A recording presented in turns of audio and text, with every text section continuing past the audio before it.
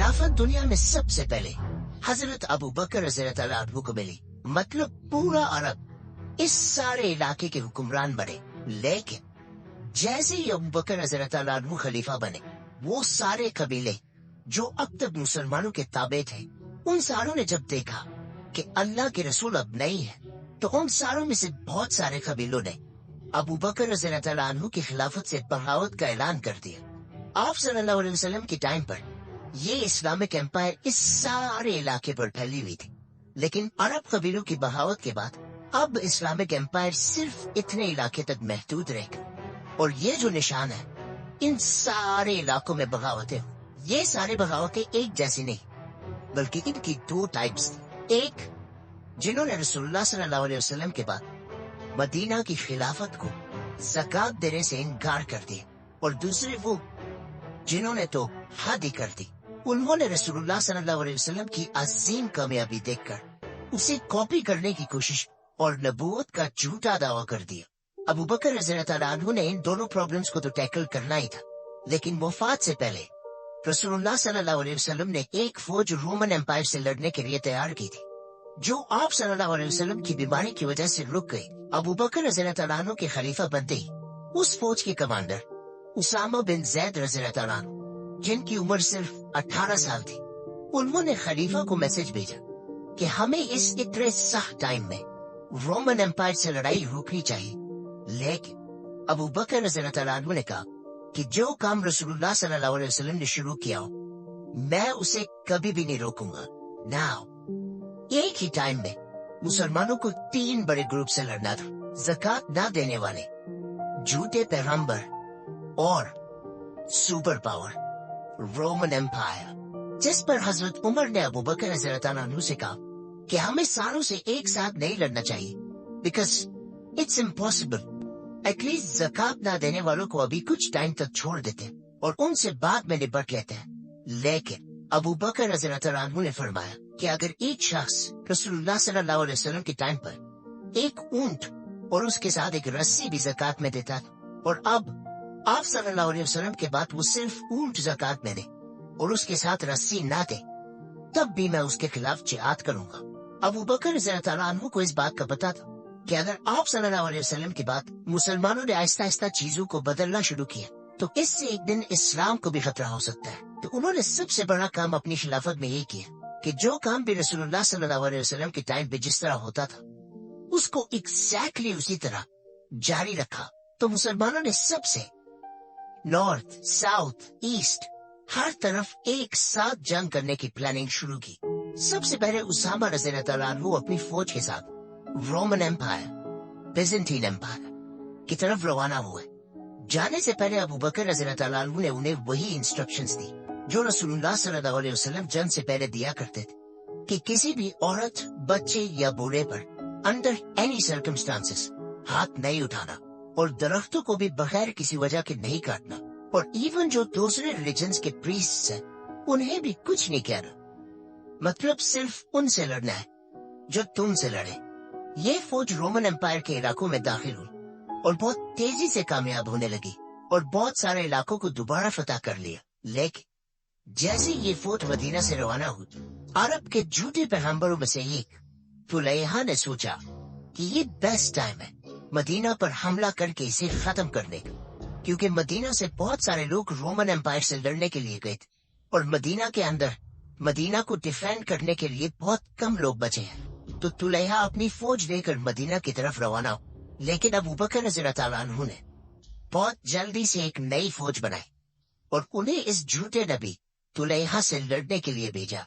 इस फौज ने तुलैहा की फौज को रोक दिया और वो मदीना पर हमला नहीं कर सके। तुलैहा की फौज अपनी जगह छोड़कर पीछे चली गई, लेकिन फिर भी उन्होंने हार नहीं मानी। जिसके कुछ ही दिनों बाद उसामा की फौज रोमन एम्पायर से लड़ने के बाद वापस मदीना पहुंच गई।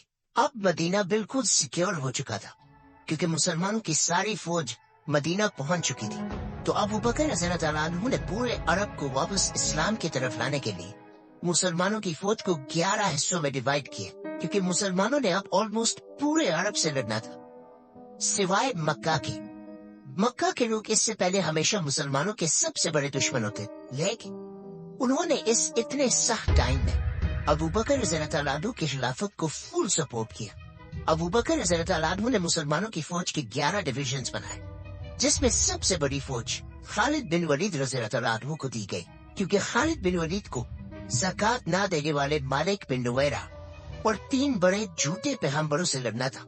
तुलैहा, जो मदीना के सबसे करीब, सजा, जो एक फीमेल फॉल्स प्रॉफिट थी, और सबसे आखिर में मुसैलमा। तो इन 11 फौजों में सबसे पहले खालिद बिन वलीद रज़ी अल्लाह अन्हु की फौज रवाना हुई, जिसके बाद अबू जहल के बेटे इक्रिमा रज़ी अल्लाह अन्हु, जो अब मुसलमान हो चुके थे, उन्हें अबू बकर रज़ी अल्लाह अन्हु ने यमामा की तरफ भेजा ताकि वो जाकर मुसैलमा की फौज को आगे बढ़ने से रोक सके, और जिससे खालिद बिन वलीद रज़ी अल्लाह अन्हु को इतना टाइम मिले कि वो बाकी सारे रेबल्स को खत्म करके मुसैलमा की तरफ आए। जाने से पहले अबू बकर रज़ी अल्लाह अन्हु ने इक्रिमा रज़ी अल्लाह अन्हु को क्लियर ऑर्डर्स दे दिए थे कि तुमने सिर्फ मुसैलमा की फौज के सामने पड़ाव डालना है, हमला नहीं करना जब तक खालिद बिन वलीद की फौज न पहुंच जाए। इसके अलावा बाकी सारी फौजों को यमन, ओमान, बहरीन और नॉर्थ में तबूक की तरफ भेजा गया। इन फौजों का मदीना से रवाना होने से पहले अबू बकर रज़ी अल्लाह अन्हु ने इन सारे बागियों को एक बार फिर वन लास्ट टाइम लेटर्स भेजे कि वो बगावत छोड़कर वापस इस्लाम की तरफ आए, लेकिन कोई रिस्पांस न आने के बाद अबू बकर रज़ी अल्लाह अन्हु ने इन फौजों को रवाना किया। खालिद बिन वलीद 6000 की फौज लेकर मदीना से ईस्ट की तरफ रवाना हुए, जहाँ तुलैहा अपनी फौज लेकर उनका इंतजार कर रहा था, जो मुसलमानों की फौज से काफी बड़ी थी। मीनवाइल मदीना में अबू बकर रज़ी अल्लाह अन्हु अरब के लोकल ट्राइब से इस फौज के लिए लोग जमा कर रहे थे। आखिर खालिद बिन वलीद और तुलैहा की फौज आमने सामने आए। तुलैहा अपनी फौज के बिल्कुल पीछे खड़ा था और अपने लोगों को बार बार बोल रहा था कि मेरे खुदा ने मुझे कहा कि आज हम ये जंग जरूर जीतेंगे। जैसे ही जंग शुरू हुई, मुसलमानों की फौज खालिद बिन वलीद की लीडरशिप में दुश्मनों की रैंक्स को बहुत आसानी से तोड़कर आगे बढ़ने लगे और उनके सेंटर तक पहुंच गए। दुश्मन की फौज से लोग भागकर तुलैहा से पूछने लगे कि कहाँ है तुम्हारे खुदा की मदद, जिस पर वो अपने लोगों से झूठ बोलता रहा। लेकिन आहिस्ता आहिस्ता उसके साथ सारे लोगों को उसके झूठ की समझ आने लगी और वो उसे छोड़कर जंग से भागने लगे। तुलैहा भी ये देखकर जंग छोड़कर शाम की तरफ भाग गए और इस तरह खालिद बिन वलीद रज़ी अल्लाह अन्हु ने अरब के पहले झूठे नबी को खत्म कर दिया। लेकिन इस जंग के कुछ ही अरसे बाद तुलैहा ने वापस आकर इस्लाम कबूल कर ली और अबू बकर रज़ी अल्लाह अन्हु ने उन्हें माफ भी कर दी, और फिर कुछ साल बाद उन्होंने इस्लाम के लिए अपनी जान भी दी। तुलैहा जैसे ताकतवर और रिच बागी को इतने आसानी से हराना अरब के सारे बागियों के लिए पहला बड़ा धचका था।